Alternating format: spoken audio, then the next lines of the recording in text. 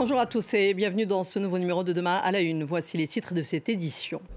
Le Conseil de l'Europe tient son prochain sommet en Islande et ambitionne de recentrer ses missions autour des droits humains. Une quarantaine de chefs d'État et de gouvernement ont déjà confirmé leur présence à Reykjavik. Bachar al-Assad attendu à Jeddah pour un sommet de la Ligue arabe qui marque la fin de sa mise au ban par ses pairs suite à la répression de la révolution syrienne. Une invitation qui en dit long sur les bouleversements géopolitiques que connaît la région après le rapprochement entre l'Iran et l'Arabie saoudite. Bienvenue à tous. La semaine prochaine se tiendra donc à Reykjavik le sommet des chefs d'État et de gouvernement du Conseil de l'Europe en la présence d'Emmanuel Macron, le président français, qui a donc confirmé sa présence. Une occasion historique pour le Conseil de l'Europe de recentrer sa mission au vu des nouvelles menaces qui pèsent sur les démocraties et les droits humains, annonce donc le site du sommet. L'Ukraine sera bien évidemment en tête de l'ordre du jour de cette rencontre. Pour débattre de ce premier sujet, j'ai le plaisir d'avoir ici à mes côtés dans les studios Bruno Daron, notre éditorialiste et spécialiste de politique internationale. Bonjour Bruno. Bonjour Aziza. Merci d'être avec nous. Et nous avons aussi avec nous par Skype Patrick Martin-Genier, qui est enseignant à Sciences Po Paris, à l'INALCO, spécialiste des questions européennes. Bonjour et merci d'être avec nous. Bonjour. Alors Bruno, je commence tout d'abord avec vous. Pour la présidence islandaise actuelle du Conseil de l'Europe, ce sommet est très important et serait donc l'occasion, je cite, de penser à des réponses concrètes aux crises actuelles, qu'elles soient climatiques ou humanitaires. Oui, alors il faut peut-être d'abord préciser pour nos téléspectateurs que le Conseil de l'Europe, ce n'est pas l'Union européenne. Absolument. C'est une organisation bien distincte qui a été créée quelques années auparavant, en 1949, qui regroupe 46 États, donc ça fait à peu près 800 millions d'habitants. La Russie en faisait partie jusqu'à l'invasion russe en Ukraine. Elle en a été exclue. Donc voilà, c'est un club, on va dire, plus informel que l'Union européenne, mais qui intègre évidemment les 27 pays de l'Union européenne et qui, depuis l'origine en 1949, défend effectivement les droits humains, la démocratie, bref, toutes les valeurs communes partagées par ces États démocratiques. Donc ça va être à nouveau à l'ordre du jour lors de ce sommet qui en fait n'est que le 4e en tant que tel. Il y en avait eu un en 93, 97, 2005 et maintenant ce sommet. Donc c'est une occasion, on va dire, un peu solennelle où effectivement on va parler des questions environnementales, comment faire en sorte que ces États remplissent mieux leurs objectifs en termes de réduction des gaz à effet de serre. Et puis évidemment, on va parler de ce qui est un peu la vocation initiale de ce Conseil, qui est notamment la défense de l'État de droit et la défense des droits de l'homme. Il faut rappeler que c'est ce Conseil qui a créé notamment la Cour européenne de justice. Alors justement, Patrick Martin-Genier, on parle beaucoup dans les couloirs du Conseil de cette charte sociale, on parle de droits humains. Alors est-ce qu'aujourd'hui, c'est un peu ça l'orientation dont on parle? Et puis surtout, quel est le poids réel de ce Conseil de l'Europe sur l'échiquier international? Alors d'abord, le Conseil de l'Europe, c'est quand même un organisme, cela vient d'être souligné, qui défend les droits de l'homme, l'état de droit. Les droits de l'homme sont de plus en plus attaqués dans le monde, mais pas uniquement dans l'Union européenne, mais également dans l'Union européenne. Certains États sont au banc des nations aujourd'hui.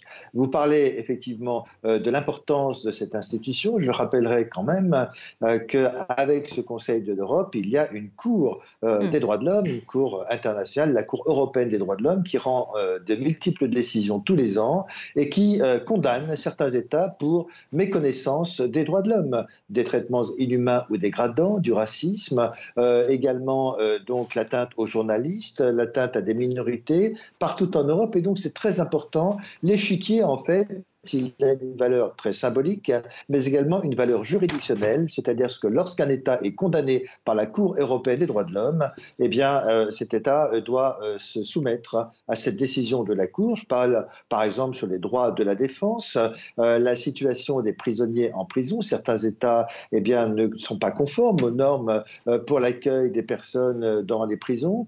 Tout cela, c'est très important, et cela est publié dans la presse internationale, et cela jette un peu l'opprobre sur certains États qui sont condamnés. Alors Bruno, l'Ukraine, on le disait, sera au cœur des débats pour ce sommet. On parle d'établissement des responsabilités dans le conflit qui dure depuis plus d'1 an. Que peut faire le Conseil de l'Europe dans ce sujet, même si on a bien compris que sa spécialité aujourd'hui, c'est effectivement cette défense des droits de l'homme? D'abord, il y aura donc un dîner spécialement consacré à la situation en Ukraine et il s'agira d'apporter un message de soutien et d'unité à l'Ukraine. Alors, encore une fois, ça restera assez symbolique, hein, puisque même si effectivement ce Conseil de l'Europe a une importance en termes notamment juridictionnels, ça a quand même moins de poids d'un point de vue décisionnaire, on va dire, que les décisions que peuvent prendre par exemple les 27 pays de l'Union européenne quand ils imposent des sanctions. Mais en revanche, pour tout ce qui est la justice, établir les responsabilités, c'est-à-dire notamment progresser sur la responsabilité de l'État russe dans ce que ses troupes ont fait en Ukraine. Et là, on peut parler évidemment de graves exactions, voire de crimes de guerre qui ont été perpétrés par l'armée russe. Donc, il sera à la fois question de l'Ukraine et de la responsabilité de l'armée russe et des autorités russes dans la perpétuation d'actes extrêmement graves. Alors, Patrick Martin-Geniez, justement, en parlant de ce conflit, ce qu'on voit, c'est que cette guerre en Ukraine a mis justement à l'épreuve, finalement, l'Europe de manière générale. Bon, l'Union européenne, bien évidemment, un peu plus, dans cette bipolarité qui s'est créée. On parle aujourd'hui de changement de paradigme en Europe. Oui, bien sûr. On s'est aperçu que, alors que l'on croyait que la paix était définitivement installée en Europe, avec ce Conseil de l'Europe, d'ailleurs créé en 1949 dans la foulée cette paix en Europe et le départ et le début de la construction européenne, eh bien, on s'est aperçu que la guerre pouvait revenir au centre de l'Europe, ce qui est de façon inédite, effectivement, depuis la fin de la Seconde Guerre mondiale, et que l'Europe devait prendre en main son destin. L'Europe a toujours cru que la paix était présente et en réalité, on s'aperçoit que nous sommes très faibles, que nous dépendons encore des États-Unis et que nous sommes menacés par des puissances telles que la Russie, qui est devenue une puissance impérialiste, dangereuse pour la paix en Europe. Donc il faut effectivement que l'Europe soit face à ses responsabilités et il est tout à fait normal, vous avez dit que le président Macron allait assister à ce sommet, que la France et l'Europe poussent en faveur d'une plus grande indépendance stratégique pour être capable de faire face à ces nouveaux conflits. Alors, dans ce sommet, justement, Martin-Geniez, dans ce sommet, ce qu'on voit dans ce conseil plutôt, on a une quarantaine de pays, hein, comme disait Bruno. Quelles sont un peu les difficultés? Parce que déjà, on le voit, et on en parlera dans quelques instants, sur l'élargissement de l'Union européenne, la difficulté que c'est de prendre des décisions. Avoir autant de pays dans une même institution, ça complique pas un peu les choses? Oui, mais il faut relativiser dans la mesure où, ce qui vient d'être dit, le Conseil de l'Europe n'a aucun pouvoir décisionnel en la matière. Cette institution est là pour défendre les droits de l'homme, s'inquiéter de l'évolution de la condition de vie de certaines personnes en Europe, les conditions de vie des minorités, les conditions de procès, ou alors, par exemple, le traitement des réfugiés et des migrants en Europe. Ça, c'est quelque chose de très important. S'agissant de l'Ukraine et de la Russie n'est plus membre du Conseil de l'Europe, et bien, par conséquent, elle n'a pas beaucoup de pouvoir décisionnel à cet égard. 46 États exactement sont là dans ce Conseil, une quarantaine vont assister effectivement à ce Conseil. Donc là, vous parliez tout à l'heure de recentrer donc les compétences du Conseil de l'Europe. On doit se recentrer sur les droits de l'homme là où ils sont mal traités. Et je veux dire, par exemple, certains pays sont stigmatisés, tels que la Hongrie, la Pologne, qui sont pourtant membres à la fois du Conseil de l'Europe et de l'Union européenne, et qui maltraitent les juges, qui maltraitent les femmes, notamment par rapport au droit à l'avortement, qui maltraitent également les minorités. Donc tout cela, c'est ça sur lesquels il faut insister. Et bien sûr qu'il y aura une déclaration sur l'Ukraine, mais là, il n'y aura pas de difficulté particulière, dans la mesure où, de toute façon, la déclaration sera essentiellement symbolique, puisque c'est d'abord l'Union européenne qui décide d'aider l'Ukraine, et puis derrière l'Union européenne, les États-Unis. Bruno, justement, alors là, c'est pour ça que je posais aussi la question sur cette taille de ce Conseil. Quand on regarde, par exemple, avec l'Union européenne aujourd'hui et les enjeux de l'élargissement de cette union, on voit Bruxelles aujourd'hui qui tient quand même, qui reste sourde aux appels de Zelensky pour rejoindre l'Union européenne.